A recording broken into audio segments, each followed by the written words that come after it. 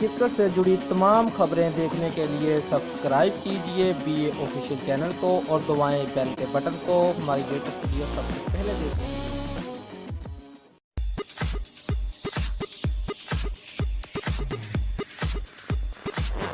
ایڈجیو director نے Pakistan cricket board اور شرجیل خان کی اپیلوں کو مسترد کر دیا۔ PCB نے اسپاٹ فکسنگ میں شامل شرجیل خان کی 5 سال کی سزا کو بڑھانے جبکہ شرجیل خان نے اپنی سزا کم کرنے کے لیے درخواست دائر کی تھی۔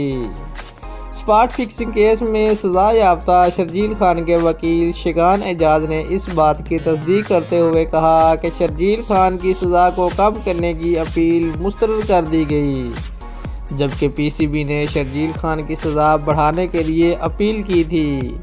تاہم ایڈجیو ڈائریکٹر نے دونوں فریقین کی اپیلیں مسترد کر دی گئی ہیں۔ واضح رہے کہ PCB اینٹی کرپشن ٹریبونل نے شرجیل کو 5 سال پابندی کی سزا سنائی تھی۔ شرجیل خان کی 5 سال کی سزا میں 2.5 سال معطلی کی سزا بھی شامل ہے۔